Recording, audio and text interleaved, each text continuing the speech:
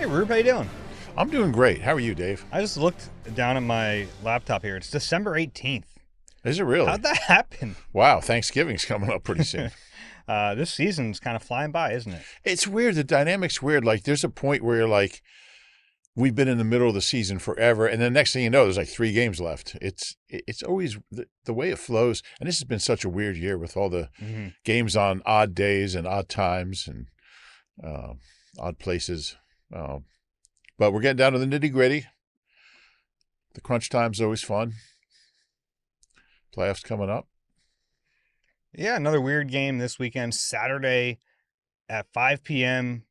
Eagles at Commanders. This is the Eagle Eye Podcast, by the way, brought to you by Nissan. He's Reuben Frank. I'm Dave Zangaro. A lot to get into today. We have matchups coming up a little bit later, Eagles-Commanders matchups, a bunch of questions to answer. We've been in the locker room the last couple of days, so we have some little anecdotes from there and from the coaching staff. But, Rube, I really want to start with a big kind of an overarching question of this week. What we saw against the Raiders on Sunday, the best team win of the season, but against a pretty hapless Raiders team. How much do you expect to carry over into this game? And what elements do you think will carry over? Yeah, it's a great question. It's something I've been thinking about all week. Like, they're not as good as they looked. Obviously, they played that team, but I don't think they're as bad as they looked, for instance, against the Chargers or the Bears. So who are they? What are they? I really don't know. I think Washington's defense is probably worse than the Raiders' defense. Washington's offense is better than the Raiders' offense, but I don't think they're going to start going around beating everybody 31-0 every week. So I think they have figured some things out on offense, and we saw that the week before. They certainly moved the ball well, kept shooting themselves in the foot inside the 50 or inside the 40. I think defensively they have kind of found something. It's been a pretty good stretch defensively, other than giving up all those rushing yards to the Bears.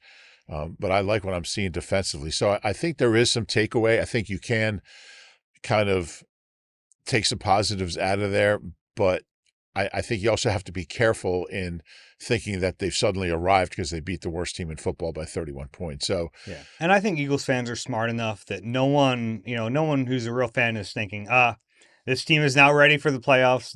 All their issues are solved. I don't think anyone's really thinking that way.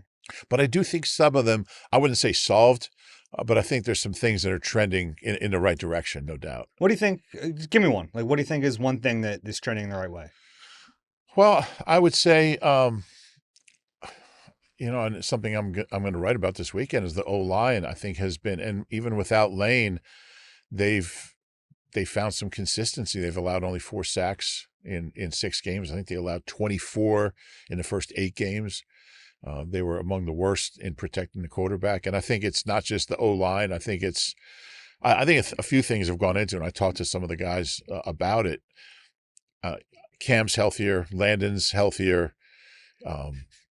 Fred isn't Lane, but he's getting a run of games that's better than just kind of coming in at the end of a game. So he's getting comfortable.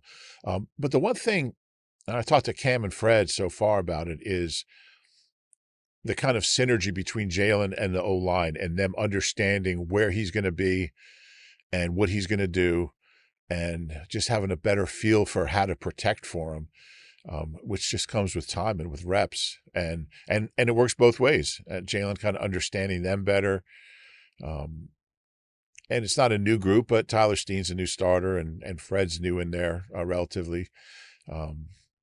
And every year's different. So the relationship between the O-line and Jalen is something that Fred and Cam both mentioned, and something I don't really think about, but it's definitely paying dividends, because when you can protect Jalen, I mean, that's one of the reasons they've been in third and shorter, is because they're not taking sacks, and they're able to convert 3rd and 3s better than 3rd and 8s, not surprisingly. Yeah, that's a good point. And man, Fred Johnson, if they didn't have this guy, imagine what they haven't been good the last month anyway, but imagine where they'd be without him.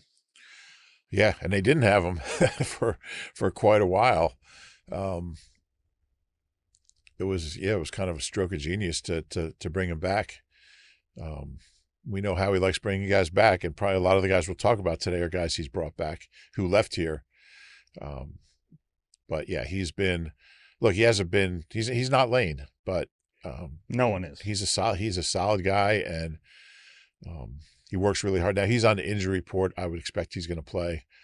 We'll get into that a little later, but yeah, they certainly are. I mean, I don't even think about the alternatives if he couldn't go. Yeah, we'll talk about that later. But yeah, it's a scary thought if they didn't have him, what it would look like. You're right. I think that's one thing on offense that should carry over. And what do you think about like just confidence? Like it was kind of one of the talking points in the locker room after the game is the basketball metaphor, just seeing the ball go through the hoop. I think there really is something to that. Just like, okay, we had a plan, we executed the plan, everything worked, we can do this. And it's not like guys before that were lacking confidence per se. They weren't going around in the dumps, but just seeing a plan come together the way you want it to, I think that means something for an entire offense like that. Yeah, I totally agree, and I think that when you and it's always been interesting to me, like when all right, they're a bad team, they just beat a couple bad teams. You kind of become what you think you are in a lot of ways, and that's confidence. Like if you're a bad team and you win 3 straight games against bad teams, maybe you're a good team now. And say, well, they only beat the Jets and whoever it is. But if you believe that you're a better team, you are a better team. And the mental side of it is so important, especially in a game where I think communication and cohesiveness and cohesion are all so important. But I definitely think there's something to that, especially on the offensive side. I don't think there's been any crisis of confidence. And maybe that's too strong a phrase, but on defense, they're a really confident team. Hmm. And I think the big difference on defense is just gotten guys back. But um, I also think that the improvement we saw against the Chargers was real, even though it didn't generate a lot of points. Uh, Yeah, it was at least a cohesive approach, yeah, which is it's a low bar, but that's yeah, kind of what was lacking. It's like the offense just looked so disjointed for a lot of the season. We started to see glimpses of a cohesive approach against the Chargers, and then obviously against the Raiders, it came together a little bit. I want to ask you this question because it's something I've been pondering. Is it possible Kevin Patullo can get better as a play caller? Like we've talked about that early in the year. Like some guys have it, some guys don't. But I don't know. I think it's also possible he improve. I don't know if he's going to improve to the level where we're saying he's some sort of a play calling genius. But I was really encouraged by the sequencing of the plays against the Raiders. Now a lot of that was them not getting behind the sticks. They didn't have like those costly penalties, so he was able to kind of keep his foot on the gas pedal. But it was the first time I was like, man, this looks the way you want it to look. Do you agree with that? yeah, yeah. I've been thinking about that too, and we saw it with Kellen Moore. This was not a good last year. It was not a good offense the first Mm. maybe month and a half. The passing offense, at least. Yeah, yeah, They were running the ball pretty well. yeah. But it wasn't a great offense, even with the way they were running it. Through 6 games last year and 6 games this year, the numbers are pretty similar. Um, but he got better. He clearly got better. I think that started a little earlier than maybe what we're seeing. Hmm. But again, it's one of those things where does he look like a better play caller because they just played the Raiders? I think you want to see a few games in a row. Um, but we've seen a couple where I've been encouraged by the play calls. I mean, the interceptions weren't bad play calls. So I think it's possible. Yeah. And, we talk to Kevin every week, and he talks a really good game. Like he talks like he knows what he's doing. And obviously Nick trusts him, been with him for 5 years, didn't replace him, didn't make a change when you can make a pretty good case that he should have. So it's an interesting notion. I like what I've seen the last couple of weeks and see if he can keep it going. Yeah. And then defensively, it's like the opposite of a confidence crisis or whatever you called it. What'd you call it? Crisis of Crisis confidence. of Yeah. confidence crisis. Okay. Yeah. Like, yeah, that's a confident bunch. And they should be. I mean, They are so much fun to watch. Like rewatching their defense, and it didn't take very long. They only had what, like 40 plays on defense. They were spectacular, and they're spectacular at every level right now, which is really fun.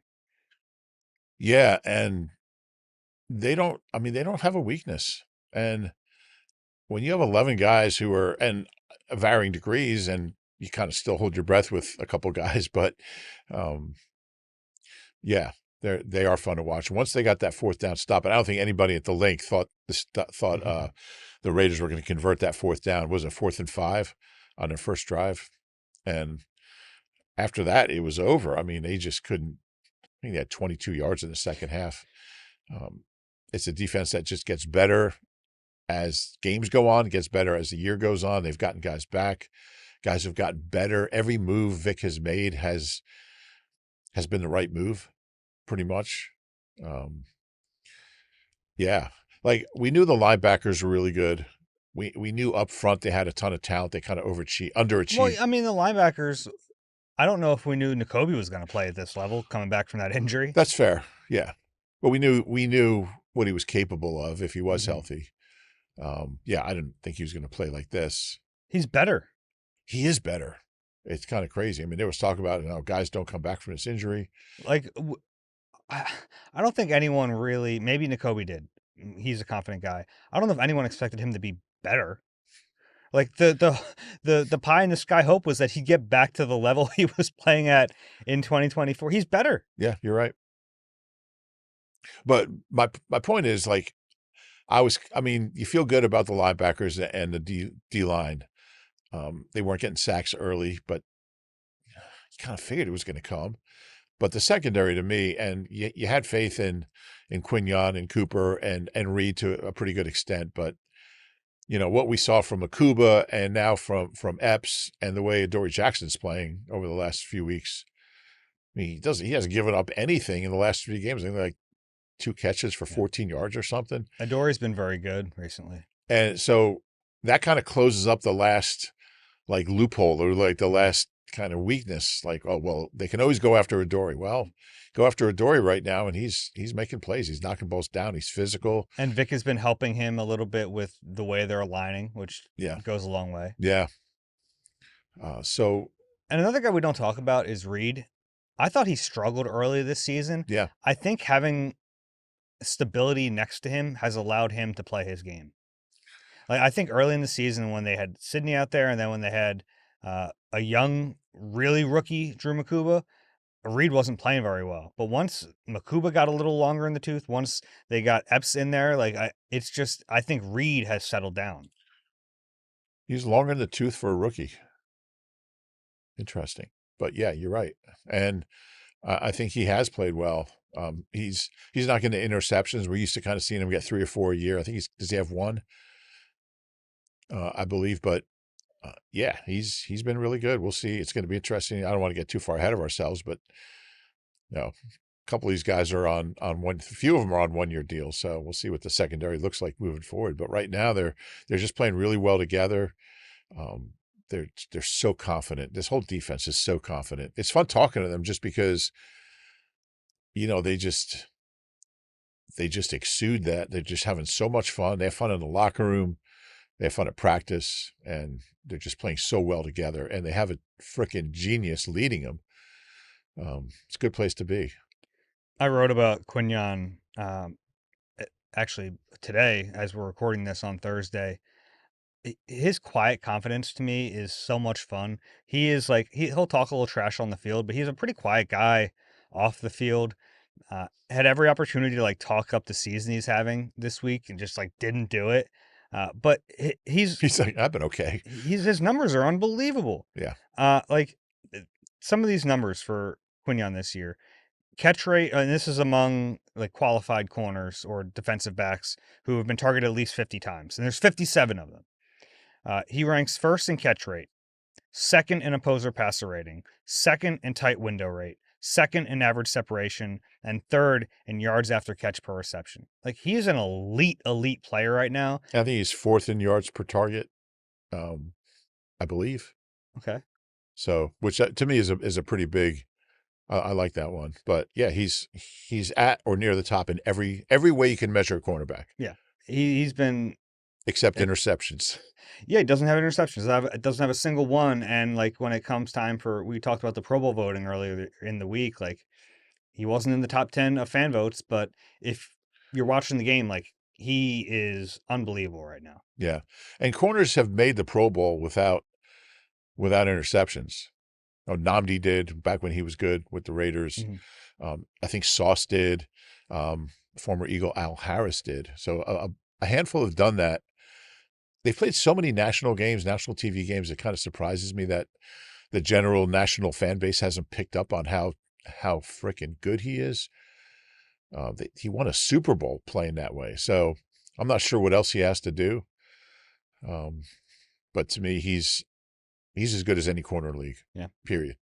Yeah, I mean, if he's not, he's on a short list. Like some of those names you might put ahead of him. Obviously, Patrick Surtain, Derek Stingley.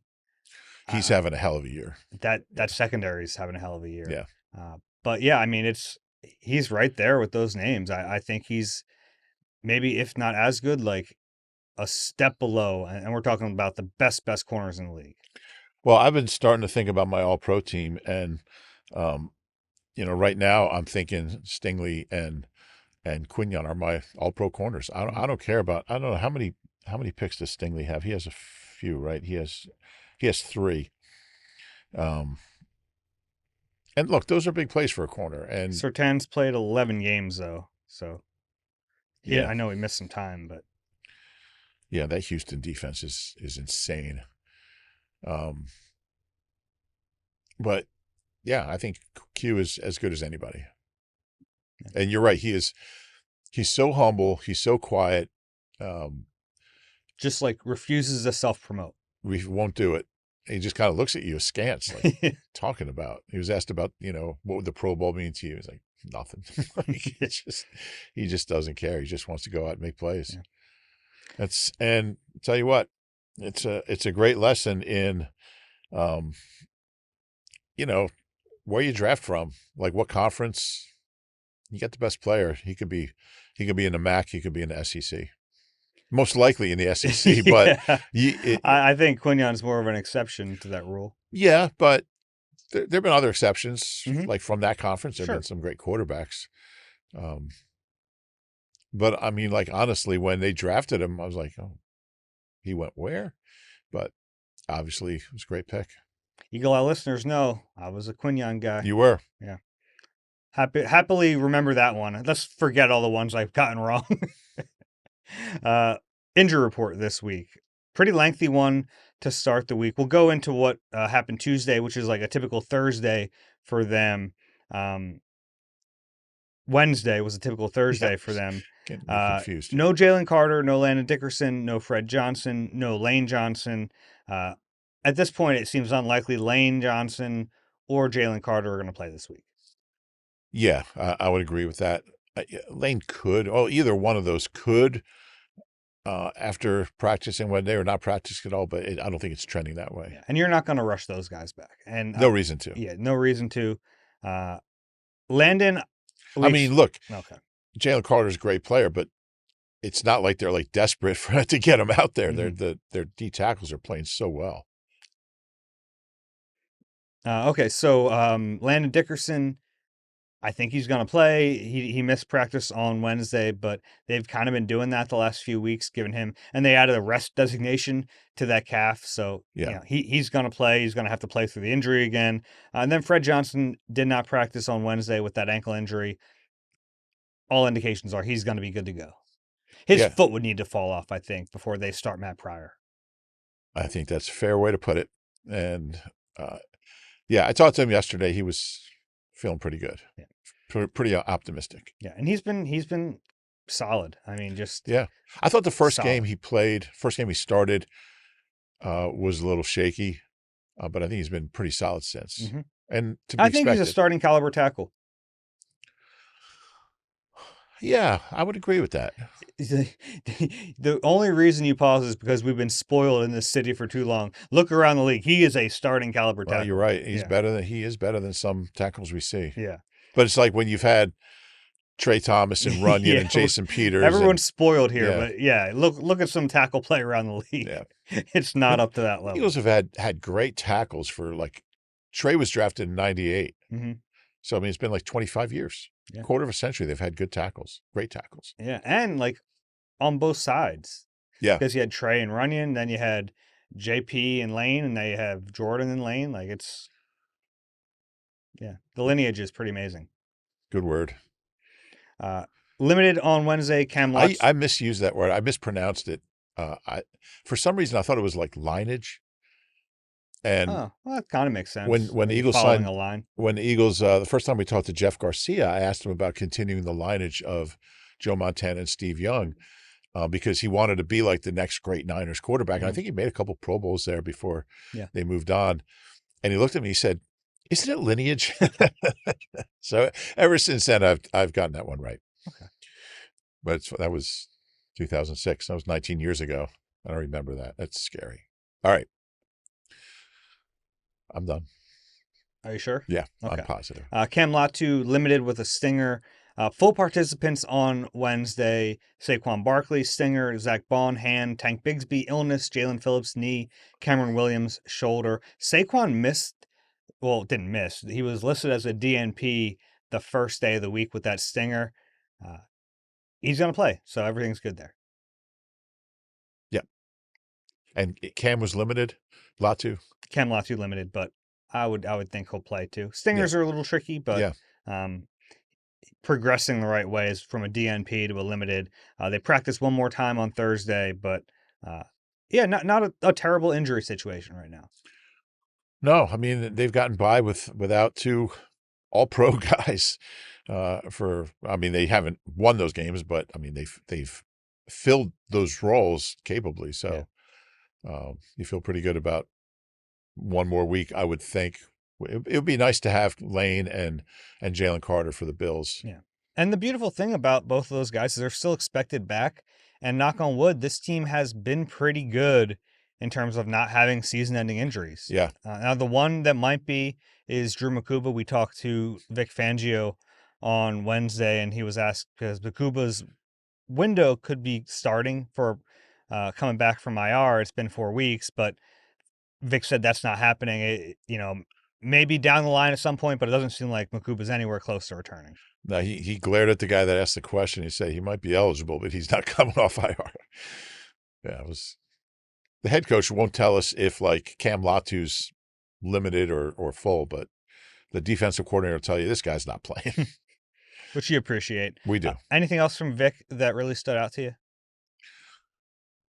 Well, Vic did talk about Reed. He was asked about Reed Blankenship and really raved about him. Just He really always does. lavished. I think he likes Reed. Yeah, and I would expect. I mean, Reed's just a smart guy who's communicates well and Reed's kind of the extension of Vic on the field, and I think he appreciates that.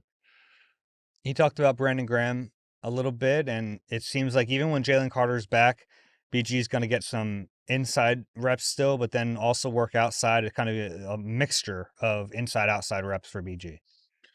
Yeah, I didn't realize he only played 7 snaps. Pretty good 7 snaps. 2 sacks on 7 snaps is a pretty good rate. Hmm. Get He's us, been playing well inside, yeah, and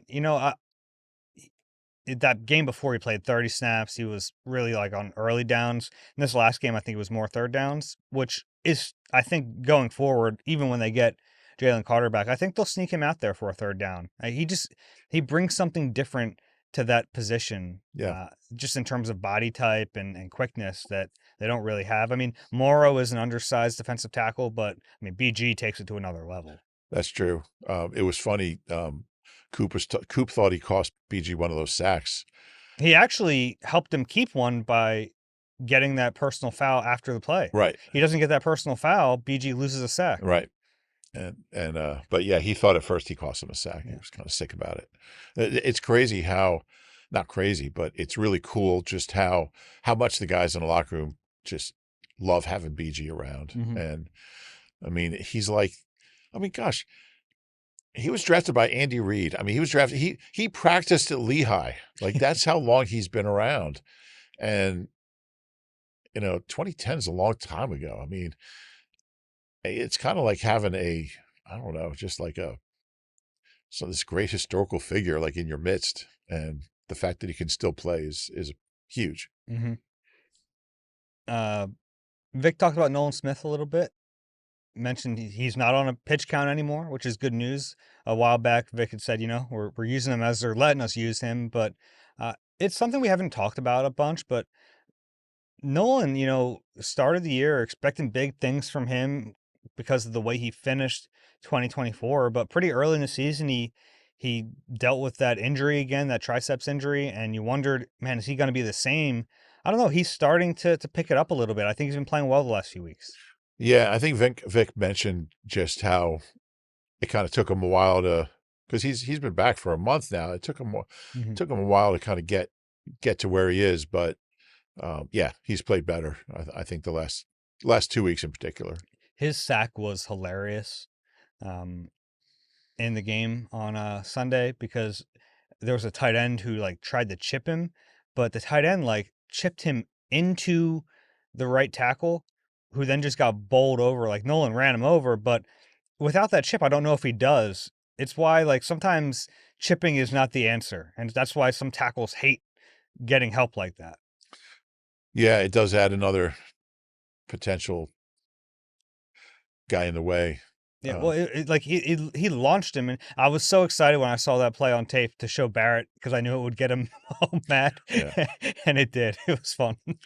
yeah, it's fun getting Barrett worked up over O-line Yeah. play. Um, I think I'm surprised. I still think Nolan has like a 12 sack season in him. I Mhm. just think when you watch him snap to snap, I mean, this guy's just can be dominating. So, hey, he finished really strong last year. Maybe that'll happen again. Mhm. Anything else from Vic that stood out to you? No, that's about it. I have one more. Uh, I asked him about scrambles from Mariota in particular, Yeah, and he just talked about rush discipline. And I think that's a really important point. And I think this team has pretty good rush discipline. Like they rush as a unit together. They don't freelance. They're right. not getting out of their gaps just to try to sack the quarterback. And that's important all the time, but especially against a quarterback like this because they've been hurt by some scramblers. So, and that's not gonna save you all the time. Like sometimes the guy's just gonna make a play, like Herbert did on Monday Night Football, but it gives you a fighting chance that they don't just have an easy escape route whenever you have a bad rush. Yeah, and Mariota, I mean, they're calling a lot of running plays for him. Hmm. And when you see what different quarterbacks have done with their legs, both on scrambles and called plays, I would expect he's going to run like 8 to 10 times Hmm. Saturday. Um, every time you talk about an Eagles game, you have to think what day. Like, talking about the Chargers game, it's like, what day was that? What screws me up more is, like today is a Thursday as we're recording this, but it's a Friday based on their schedule. That always screws me up. Like earlier in the podcast, like you saw how flustered I was about the days of the week. Yeah. It really throws me off. Well, I thought all day yesterday, I thought it was Thursday, Hmm. because we're on the Thursday schedule. And I finally get home after, we had late locker room, then we both did TV, and get home like 8 o'clock. And I'm like, oh, who's playing on Thursday night football? And it was Wednesday. So there was no Thursday night game. But yeah, it does kind of play around with your mind a little bit. Anything else? We're both very stupid too. So That doesn't help. that's part of it. Anything else from the locker room this week that you've heard and that's caught your attention? Well, I had a good chat with Dallas Goddard about Pete Retzlaff, and he needs one more touchdown to tie Retzlaff's record Mhm. for most touchdowns in a season by a tight end. Um, and I think AJ needs 100-yard game to tie Retzlaff's franchise record for 100-yard games, 23.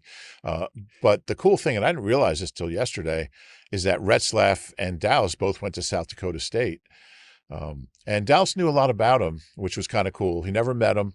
I was wondering if maybe, Mhm. he had visited the campus or something, but he said he kind of didn't follow his career when he was playing, but he's learned about him, and he did not know, and I didn't know this till yesterday, that Pete That would have Retzlaff, been the biggest news of the week if Dallas went back in time to watch Pete Retzlaff's career. yeah, um, and Retzlaff was, he's like what 5-time Pro Bowler for the Yeah. Eagles in the '60s.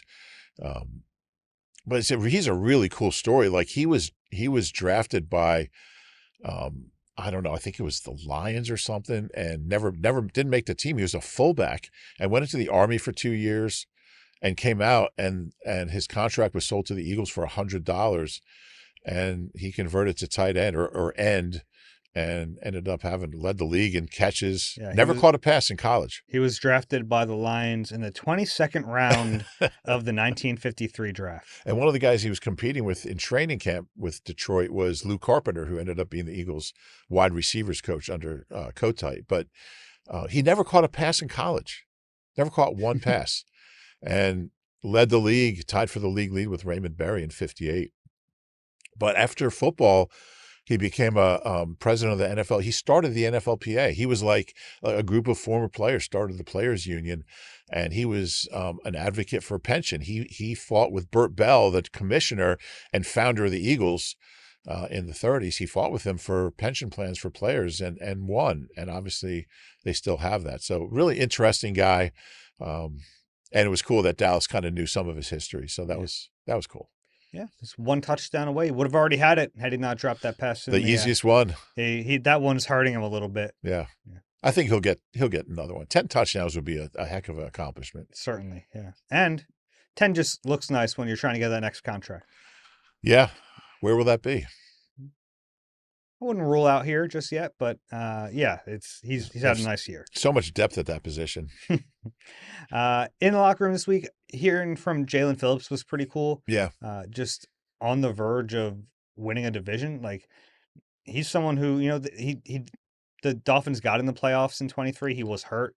But yeah, he comes from a team that is in disarray in Miami right now. Just bench their quarterback. Yeah. To coming here where hasn't always been perfect, but this team is about to clinch the division with potentially 2 weeks after that. So it's a good situation. I think he's someone who's enjoying playing in meaningful games right now. It's got to be. I mean, when you go from a team like that, and I mean, they have a few guys who've kind of made that, go from like the Jets or the Dolphins or, I mean, look at Mark Sepps. He was with the Raiders last year. He just beat them 31-0. Yeah, that's got to be a great feeling. He's played bad. I thought he had a little lull. He had 2 really good games and had a little lull, but I think he's been better, kind of getting his sea legs under him, and he's helping this team. Yeah, he's been a little banged up. Yeah. Had a shoulder injury for a while. This week he's been listed with a knee injury, so something to monitor with him. But he's helped them, no doubt. I had a good chat yesterday with Epsy, Marcus Epps, who will always be known as Epsy on this podcast. He hadn't played, and before the Chargers game when he replaced Sidney Brown, he hadn't played since like week 3 of last year. He tore his ACL week 3, rehabbed. He went to New England, he got cut there, comes here. He's on the practice squad, then he's backing up. And I think he's played really solid football for a guy that didn't play. So I talked to him about just that long layoff, and he's 30. He's a 30-year-old veteran. You don't know, like, he's a 6th-round pick, 30-year-old guy.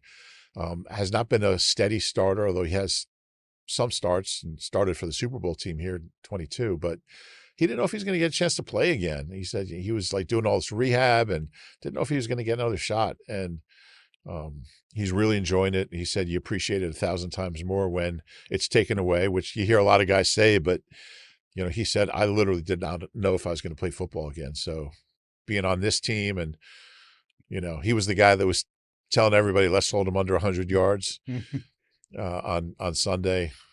Pretty cool story. And I think he's been solid. Totally agree. The last thing I have from the locker room, it's been so much fun this year to have Jordan Davis play well, because once you play well, you can let your personality shine a little bit. Yeah. And what a ball of energy he is. It's been fun to watch just his interactions with teammates, talk about positivity. I mean, that guy is always positive, always a smile on his face. Yesterday, they got back from the link where they practice. I'm watching him walk Get off the bus. I'll get off the bus. He's like singing.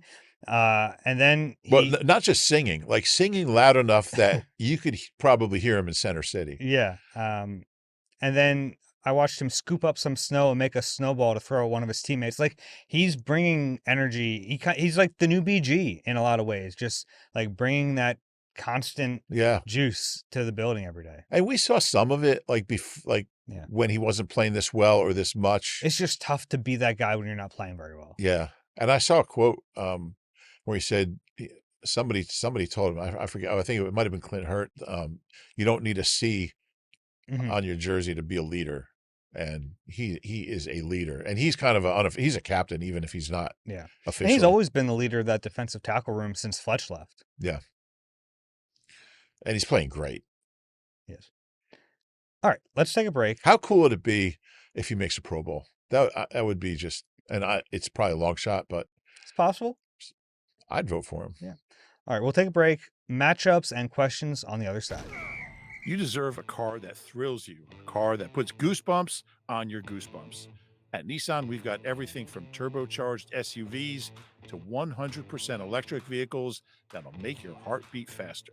Experience the thrill for yourself and shop your local Nissan store and nissanusa.com today. Need some holiday gift inspiration? Escape the cold and catch the Phillies in Clearwater with NBC Sports Philadelphia and Philly Sports Trips. We're teaming up to bring fans the most unforgettable Phillies spring training experience yet. The trip includes Phillies game tickets, beachfront accommodations, round-trip travel, all-inclusive tailgates, and more. Plus appearances from Larry Boa, Charlie Manuel, and NBC Sports Philadelphia's own Ben Davis. Book your trip today at phillysportstrips.com. All right, we're back. Not a ton of juice around this game, to be honest. Eagles are big favorites. What's the latest line? Have you seen that? 6.5, maybe. Oh yeah, I mean they are big favorites in this game.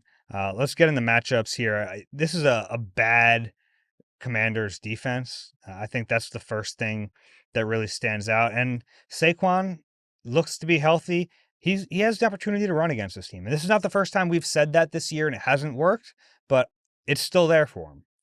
Yeah, and I think one thing we saw Sunday was if you keep pounding the ball on the ground against a bad team that's been eliminated, eventually, I mean, you're going to keep moving it, and it's a tough thing to do to play. And the game's down there, but it'll be probably 80% Eagles fans anyway. Yeah, it's going to be a lot of Eagles fans. Yeah. If you're a Commanders fan, you're not going. When Washington's good, it's like 50-50. Yeah. So it might be 75-25. So yeah, I think Saquon has a chance to. My bold prediction on Saturday might be I might go with a pretty big number. What's big enough to be bold? Maybe like $1.75. That's big. Okay. Yeah. Yeah. Yeah, that's a huge number. Yeah. Why not go for 200? I don't think he'll get that many. Okay. Because then they'll put Bigsby in. He'll get the last 51. You're probably right. The Commanders' run defense ranked 28th overall. Terrible. 27th in yards per attempt. And last week, we talked about how much the Raiders load the box. The Commanders don't really do that. They are 19th in that category in the NFL. So last week, it felt like the Eagles were running their head into a wall with a purpose. This week, it should be a little easier than that. Yeah, and they might up that number, but it's not what they do. So, yeah, 1.88 yards before contact. It's a big number. Big number. Yeah. Yeah. So it's shaping up to be a Saquon game. I'm curious to see what it looks like because we've had other games this year where we go, on paper, should be a Saquon day. Yeah. And I like where the running game is. I think it's finally, and I know his yards per carry weren't real high, but when you run for $1.83, and the last drive, the last 5 carries were for 1 yard. So they were over 4 until the last few carries. So kind of take that with a grain of salt. I think they'll be able to run the ball with authority on Saturday afternoon. Commanders do not take the ball away. They're 31st in takeaways. So that's one thing you probably don't have to worry about as much. And you don't get loose with the football, but they're not actively taking it away. They're bad in everything. Yeah, it's a really bad defense. They spent a lot of money. Yeah, on that defense. On old guys. Yeah, it's not good. It's one of the worst defenses in the league. It was funny. I was talking to some of our buddies down there who cover the Commanders, and I'm saying, the Eagles paid all this money for the offense, and it's not good. And they're like, look at this defense. Look how much money they spent on this defense, and it's pretty awful.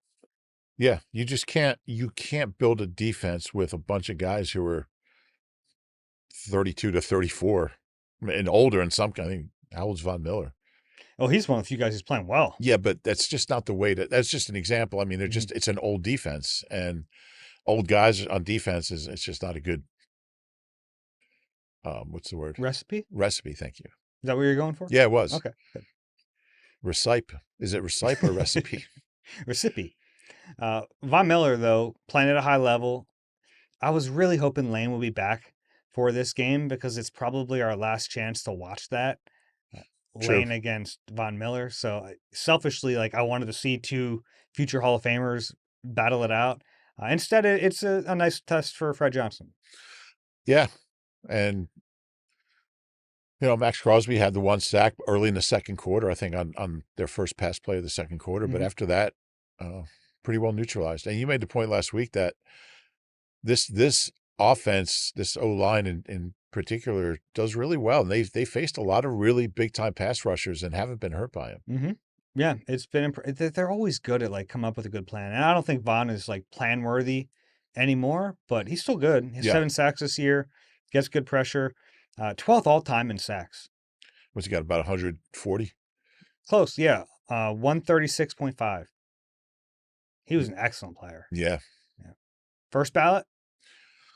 I have to see who else is on the ballot in 5 years, but He might not be done after this year either. yeah, that's true.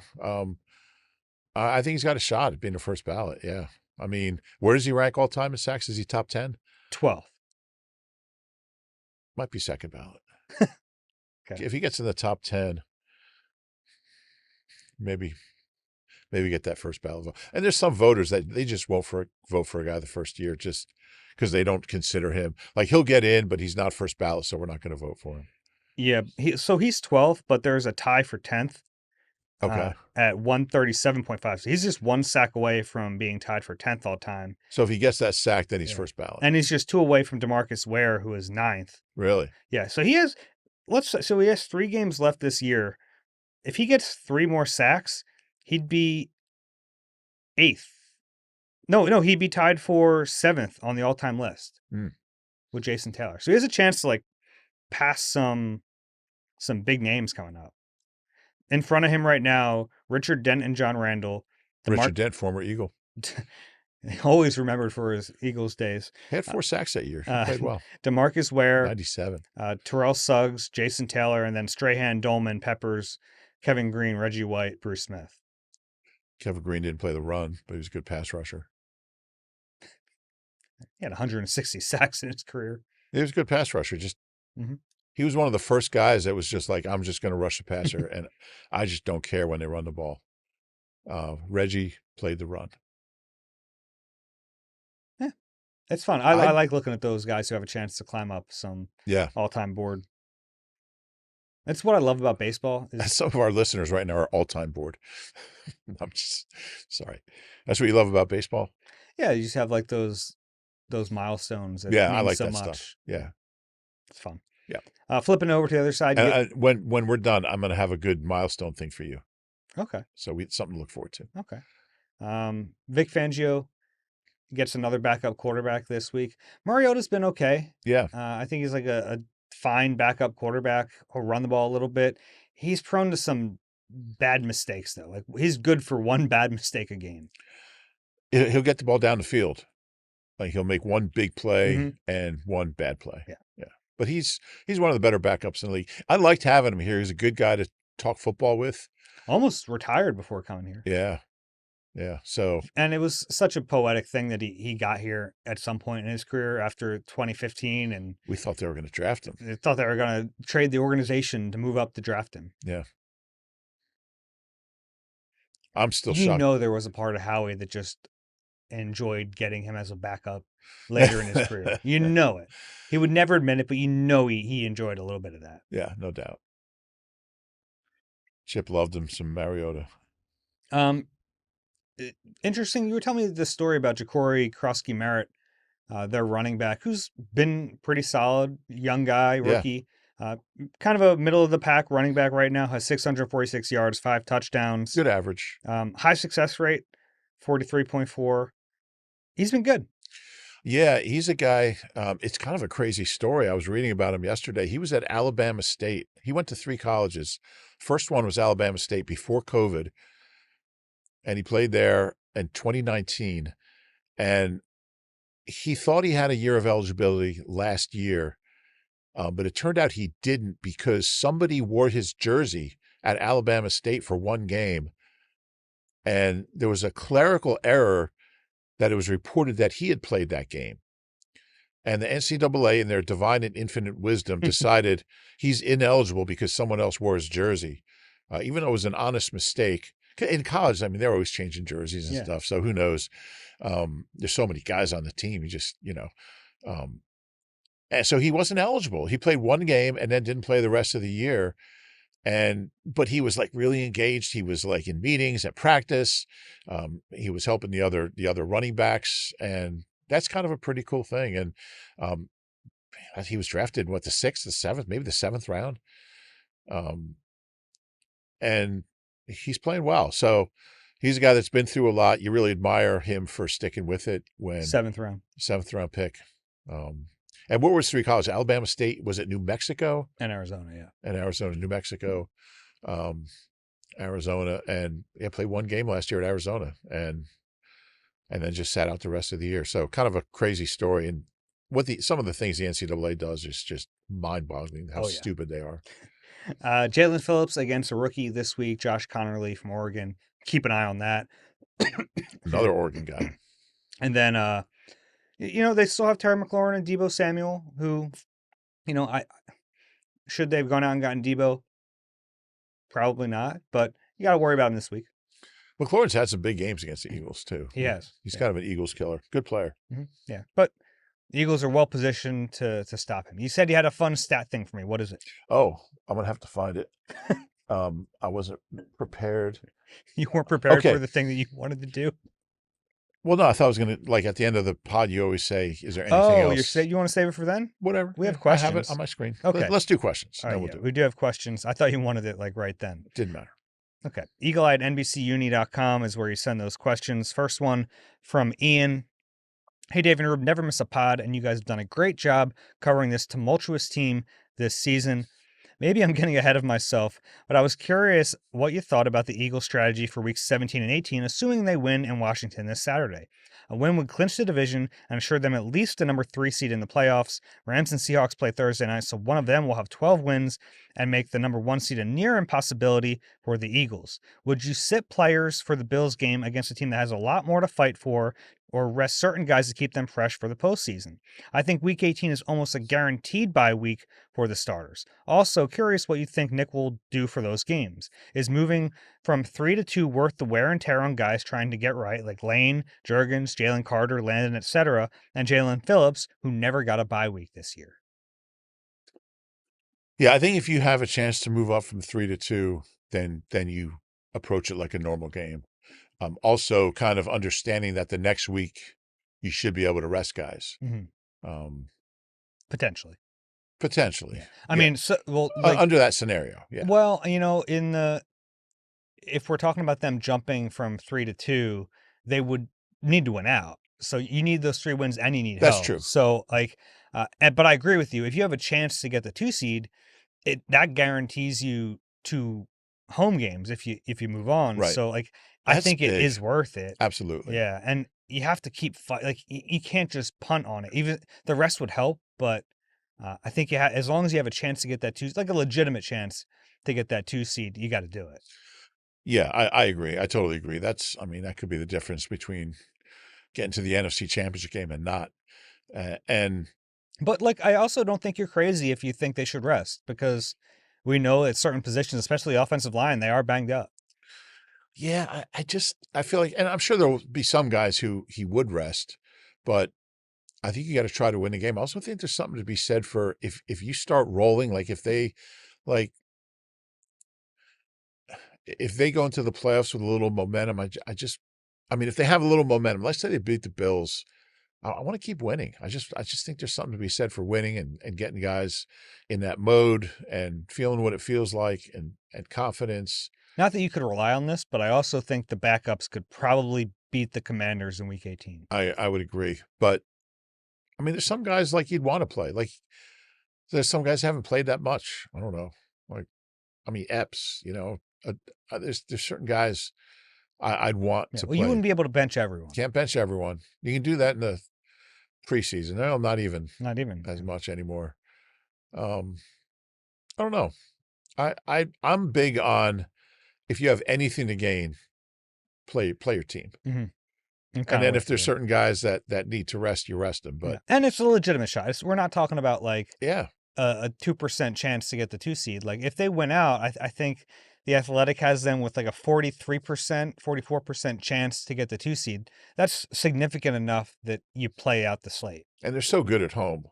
I mean, they're a really good road team, but you want that game here if you have any shot at it. A similar question from Ryan here. Hey, Dave and Rube, love the pod and don't miss an episode. There are some big games this weekend with the Seahawks versus the Rams and Bears versus the Packers. Can you tell us who we should be rooting for in terms of what gives the Eagles the best possibility of securing the 2 seed? This is assuming that the 1 seed is not in play. Yeah, the 1 seed's almost impossible. Not even worth us getting into what it would Right. take. A lot of ties. Yeah, the 2 seed is possible. But it doesn't really have much to do with that game in the West. It's more about the NFC North, and this is basically what needs to happen. I've tried to boil it down as simply as possible. The Eagles need to win out, and then they would need the Bears to lose 2 of their remaining 3 games, and the Packers to lose 1. So Okay. the Packers and Bears play obviously this weekend. The Bears' remaining schedule is home against the Packers, at 49ers, home against Lions. Packers' remaining schedule at Chicago, then home against the Ravens, and then at Minnesota. So it's possible. Yeah. Ravens will need that game. Yeah. There you go. Yeah, that's why it's like worth playing out the slate because it's very much in play. Yeah. Uh-huh. All right. Good job breaking that down there. Next one is from Mike. Hey, Dave and Rube. Our last few defensive coordinators, pre-Vic Fangio, have all been deemed Fangio disciples who would do their best to mimic the Fangio scheme. All of them led to subpar results compared to now having the real deal. On a recent clip from Nick Foles' podcast, he mentioned how he was familiar with the Eagles' offensive scheme as it was a Frank Reich offense. With Frank recently becoming available, could he be the answer to our offensive woes next season?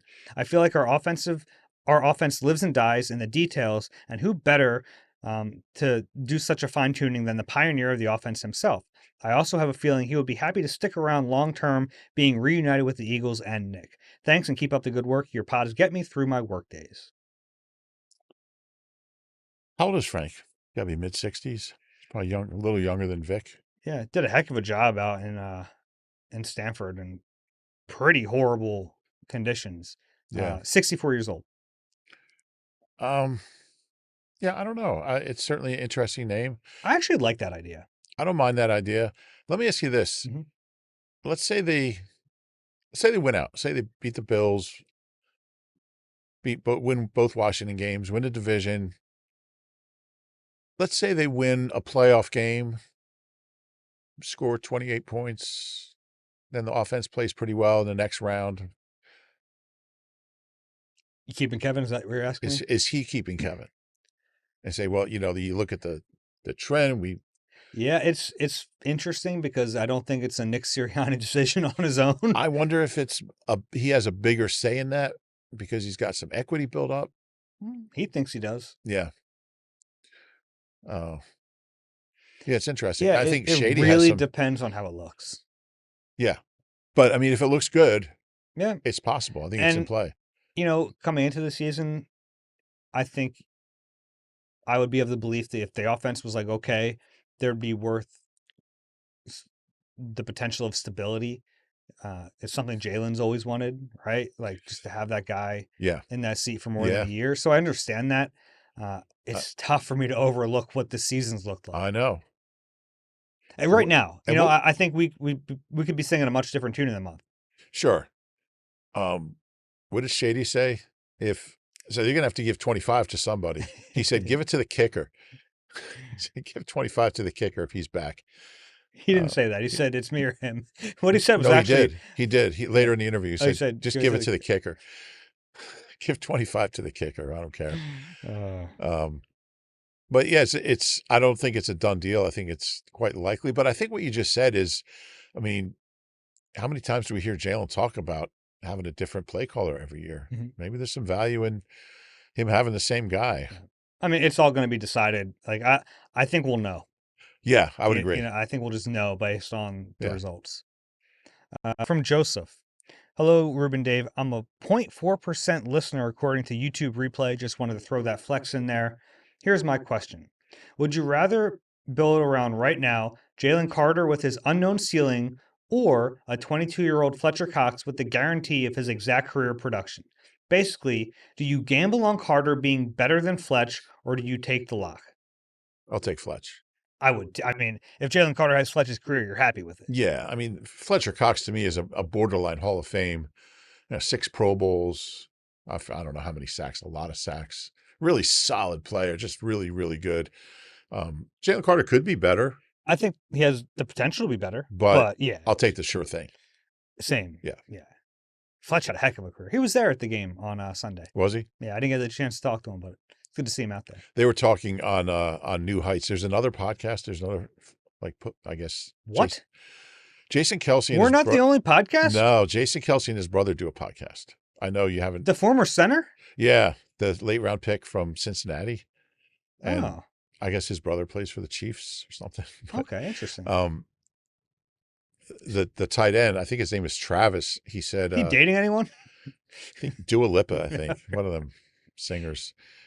He asked Jason what former teammate could come out of retirement right now and play at a high level, and Kelsey immediately just said Fletch. Yeah. He's a skinnier version of Fletch, but he could still play. Yeah. He had, I think when he retired, he had more good football left in him. Yeah, he was still playing at a really good level. Yeah. He kind of sneakily retired. Told everyone in 2023 after that collapse, I'm done. Yeah. Really good player. Yeah. It's kind of crazy to me that, they lost the best center, like a Hall of Fame center, a possible Hall of Fame defensive tackle, and went and won a Super Bowl without him. That's crazy. It is wild. We'll finish here with Dave. Hey, Dave. Anyone else find yourself yelling "Wentz" at the top of your lungs while Dave and Rube went through the 5 former Hurts backups to start a game this season? I know. More of a comment. Call me foolhardy, but that Raiders game was all I needed to stop comparing this team to 2023. Not saying we're a Super Bowl winning team, but I'm at least confident we will get an entertaining postseason unlike 2023. Love the pod, especially during this roller coaster of a season. Yeah, and I agree with that. And I think that's what the game was about. Like, they weren't going to lose the game, but you wanted to leave that game thinking, yeah, they kind of, they took care of business. They blew them out. They left no doubt. You didn't want a 27-23 game where you're like, all right, kind of like that Giants game during the collapse in 23 where they beat them, but it was like, oh, yeah, what was that? So, yeah, I think that's fair. Yeah, I kind of agree with that too. If you have a question for us, eagle-eye at NBCUni.com. If you enjoy the Eagle Eye podcast, please rate and subscribe wherever you get your pods. If you're watching on YouTube, click the like button, subscribe there as well. Rube, before we get to your final thought here, who are you picking? I'm going to pick the Eagles, at least double digits, decisively. Yeah, I'm picking them too. I don't know if I'll go double digits, but I will have them covering, I believe. Okay, so between 7 and 9. Mm-hmm. Yeah. Okay. All right, so coming into the season, Devontae had 4,011 career receiving yards. AJ, as an Eagle, had 4,031. So he was up 20. So who's going to get to 5,000 first? So AJ had the lead until week 3. Devontae had a big game and passed him, so he was up 14. In my head, I'm picturing like a little line graph of their faces. Week 4, AJ passed him, and he stayed ahead of him until week 5. Devontae, he had his biggest game. He had like 114 yards, and moved past him by about 60 yards. And he stayed there. He stayed ahead of him. In fact, he was up by 273 yards through week 8. But then AJ went on his run. He had 3 straight 100-yard games. And he was within, he's now within 19. So right now it's 4,900 for Devontae and 4,871 for AJ. So they've kind of gone back and forth. So AJ needs 119 yards for 5,000 and Devontae needs 100. And what's interesting is I believe they're tied for 11th, or not tied, but they're 11th and 12th in Eagles history. Mm-hmm. Brent Selleck had 49.98 couldn't they get him 2 yards? He's in shape. We saw him getting off the bus yesterday. Get him 2 yards. Put him in like the second Washington game. Get him 5,000. He was so bummed about that. And I said, well, if you include the playoffs, you're over 5,000. So he's like, that's good. But so Devontae now has a 19-yard lead. Who do you think can get to 5,000 first? They've each had like their. I'll go Devontae. Okay. I'll take AJ. Okay. Do you think anyone else on the planet knows that? Oh, I can't imagine. Okay. Like, who would? I don't know. Like, I don't think Devontae knows that. I don't think AJ knows if that. If either of them does, it's AJ. Okay. But I'll bet you good and plenty. No, thank you. I'll take AJ. All right. But I find that stuff interesting. Yeah, that's a ref. We've had some good and plenties floating around the newsroom, and they might float around for the next 10 years. No one's eating them. That bag's not getting any smaller. All right. For Reuben Frank, I'm Dave Zangaro. This has been Eagle Eye, presented by Nissan. Enjoy the game on Saturday. We'll talk to you after it.